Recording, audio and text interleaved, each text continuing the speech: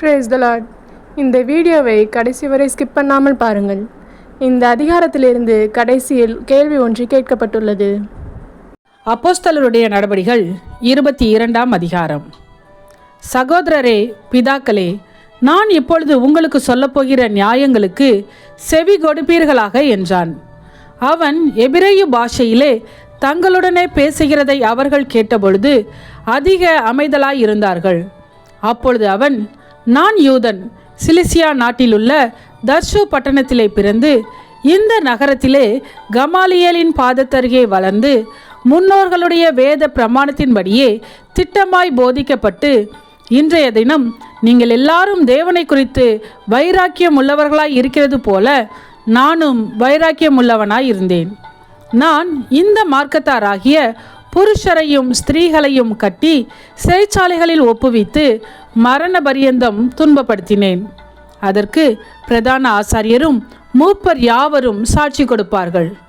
அவர்கள் கையிலே நான் சகோதரருக்கு நிருபங்களை வாங்கி கொண்டு தமஸ்குவில் இருக்கிறவர்களும் தண்டிக்கப்படும்படிக்கு அவர்களை கட்டி எருசலேமுக்கு கொண்டு வரும்படி அவ்விடத்திற்கு போனேன். அப்படி நான் பிரயாணப்பட்டு தமஸ்குவுக்கு சமீபமான போது மத்தியான வேளையிலே சடிதியாய் வானத்திலிருந்து பேரொளி உண்டாகி என்னை சுற்றி பிரகாசித்தது. நான் தரையிலே விழுந்தேன். அப்பொழுது, சவுலே, சவுலே, நீ என்னை ஏன் துன்பப்படுத்துகிறாய் என்று என்னுடனே சொல்லுகிற ஒரு சத்தத்தை கேட்டேன். அதற்கு நான், ஆண்டவரே, நீர் யார் என்றேன்.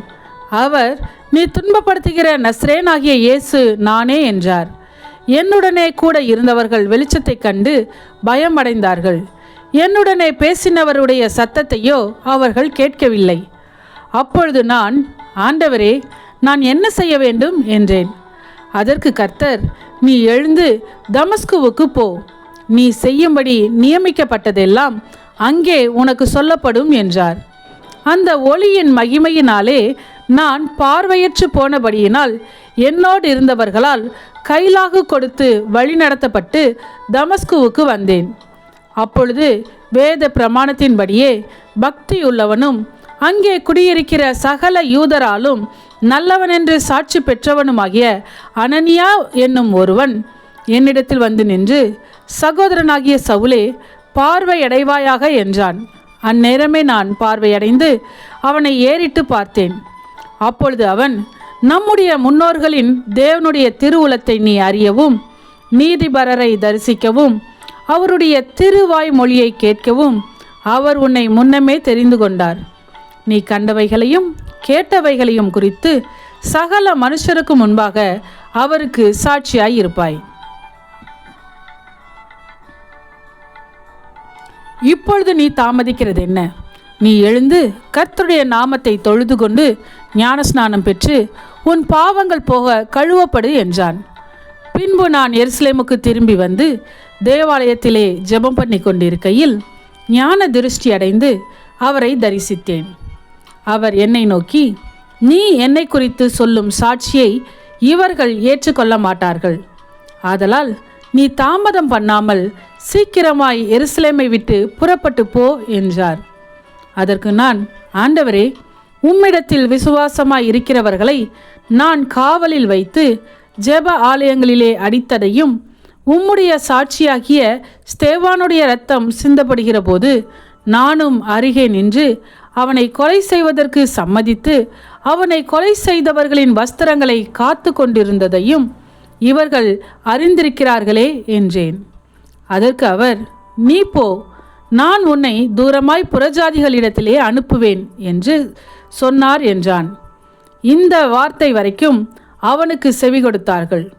பின்பு, இப்படிப்பட்டவனை பூமியில் இருந்து அகற்ற வேண்டும், இவன் உயிரோடு இருக்கிறது நியாயம் அல்லவென்று மிகுந்த சத்தமிட்டு சொன்னார்கள்.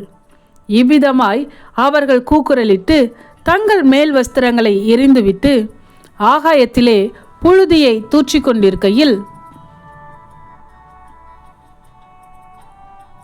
சேனாபதி அவனை கோட்டைக்குள்ளே கொண்டு வரும்படி கட்டளையிட்டு அவர்கள் அவனுக்கு விரோதமாய் இப்படி கூக்குரலிட்ட முகாந்திரத்தை அறியும்படிக்கு அவனை சவுக்கால் அடித்து விசாரிக்க சொன்னான். அந்தபடி அவர்கள் அவனை வாரினால் அழுந்த கட்டும்போது பவுல் சமீபமாய் நின்ற 100க்கு அதிபதியை நோக்கி, ரோமனும் நியாயம் விசாரிக்கப்படாதவனுமாய் இருக்கிற மனுஷனை அடிக்கிறது உங்களுக்கு நியாயமா என்றான்.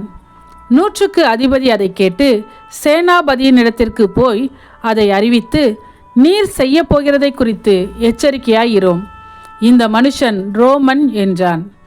அப்பொழுது சேனாபதி பவுலினிடத்தில் வந்து, நீ ரோமனா, எனக்கு சொல் என்றான். அதற்கு அவன், நான் ரோமன்தான் என்றான். சேனாபதி பிரதியுத்தரமாக, நான் மிகுந்த திரவியத்தினாலே இந்த சிலாக்கியத்தை சம்பாதித்தேன் என்றான். அதற்கு பவுல், நானோ அந்த சிலாக்கியத்திற்குரியவனாக பிறந்தேன் என்றான். அவனை அடித்து விசாரிக்கும்படி எத்தனமாய் இருந்தவர்கள் உடனே அவனை விட்டுவிட்டார்கள். சேனாபதி அவன் ரோமன் என்று அறிந்து அவனை கட்டுவித்ததற்காக பயந்தான். பவுலின் மேல் யூதராலே ஏற்படுத்தப்பட்ட குற்றம் இன்னதென்று நிச்சயமாய் அறிய விரும்பி அவன் மறுநாளிலே அவனை கட்டவிழ்த்து பிரதான ஆசாரியரையும் ஆலோசனை சங்கத்தார் அனைவரையும் கூடி வரும்படி கட்டளையிட்டு அவனை கூட்டிக் கொண்டு போய் அவர்களுக்கு முன்பாக நிறுத்தினான். இன்றைய கேள்வி: யூதரால் நல்லவன் என்று சாட்சி பெற்றவன் யார்? உங்கள் பதிலை கமெண்ட் பண்ணுங்க. சத்தியத்தையும் அறிவீர்கள், சத்தியம் உங்களை விடுதலையாக்கும்.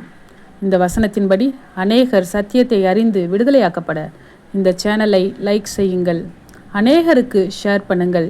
ஜீவ வார்த்தையை தினமும் கேட்க சப்ஸ்கிரைப் செய்யுங்கள்.